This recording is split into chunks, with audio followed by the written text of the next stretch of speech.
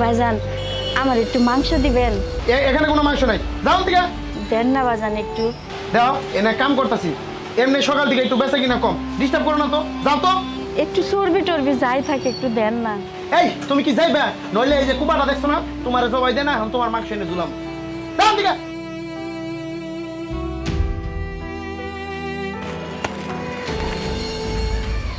আসসালামু আলাইকুম খালাম্মা। ওয়ালাইকুম আসসালাম বাবা। আপনার এই অবস্থা কেন? আর আপনার হাতে কি? এই একটু গোস্ত মানুষের কাছ থেকে ছায়া লয়ে আইছি। ঈদের দিন তো বাইরে যেতে পারুম না, কত পরিচিত মানুষেরা গোস্ত বানাইবো। আমার পোলার তো একটা মান সম্মান আছে, ঈদের দিন একটু গোস্ত তো খাইতে হইব, তাই অপরিচিত জায়গা থেকে ছায়া ছায়া লয়ে আইছি।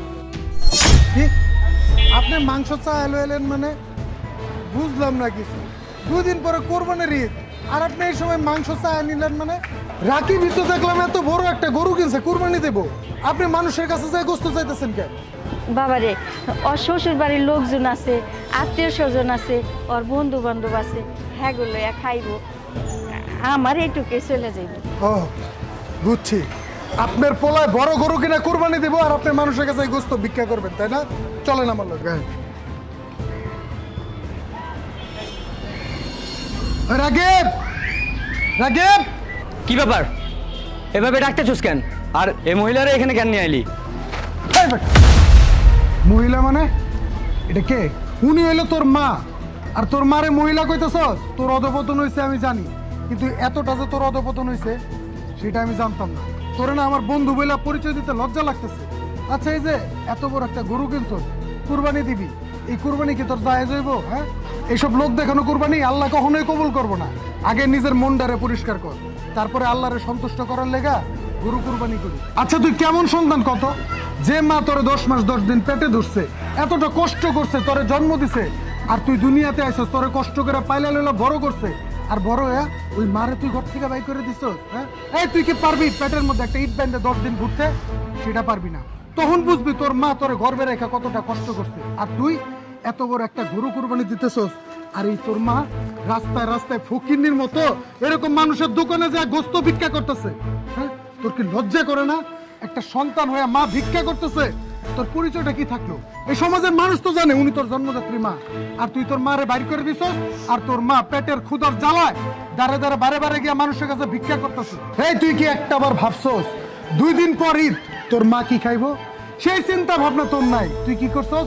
বিশাল বড় একটা গরু কিনা বাড়ির সামনে বাঁধা রাখছস, মানুষে দেখাইতেছস তুই কতটা উদার। এই 4-5 লাখ টাকা দিয়ে তুই কুরবানি দিতেছস, মানুষে গোস্ত খাওয়াবি, গোস্ত বিলাবি কুরবানি ঈদের দিন, না? আর তোর মা মানুষের দাঁড়ে দাঁড়ে গিয়া ভিক্ষা করতেছে। এই তোর মা ঈদের দিন 1 টুকরা গোস্ত খাবো এই জন্য মানুষের কাছে গিয়া ভিক্ষা করতেছে, আর তুই এত বড় গরুটা এই জায়গায় বাঁধা রাখছস। আরে মানুষ কি জানে না যে তোর মা বস্তিতে থাকে? মানুষ না জানলো উপরওয়ালা তো জানে। তুই তোর মারে বাড়ির থেকে বাইর করে দিছস, তোর মা বস্তিতে থাকে, ভিক্ষা করে, কষ্ট করে, আর তুই তোর বউ নিয়া এই দালানের মধ্যে থাকস। এইসব লোক দেখানো কুরবানি আল্লাহ কোনোদিনও কবুল করবে। শোন, আমি এই মহিলারে আমার বাড়িতে রাখতে পারবো না। এই মহিলা আমার বউরে অনেক জ্বালায়। আমার মারে খাওয়ান লাগবে না। এই মা তোরে জন্ম দিছে, কিন্তু আমার এখনো মনে আছে ছোটবেলায় যখন এক লগে স্কুলে পড়ালেখা করতাম, তোকে বাড়িতে আইলে তোর মা আমারে মুখে তুলে খাওয়াই দিত। আমি তো কোনোদিন মায়ের আদর পাই নাই। আমারে জন্ম দিতে গিয়া আমার মাটা মারা গেছে। মায়ের অভাব কি জিনিস এটা আমি বুঝছি। দাঁত থাকতে দাঁতের মর্ম কেউ বুঝে না। এই যে তোর মা বাইচা ছিল, তুই তোর মায়ের আদর ভালোবাসা এইসবের মর্ম তুই বুঝবি না। আমার মা নাই, আমি মা ছাড়া বড় হয়েছি, তো আমি বুঝি। তুই যদি এখন চাস তোর মারে ঘরে নিবি, তাও তো আমি আমার মারে যাইতে দিব না। আমার ঘরে মা নাই, আজকে আমি আমার মা পাইছি, এখন আমি মারে নিয়ে যাইতেছি, আমার মায়ের অভাবটা পূরণ করবো।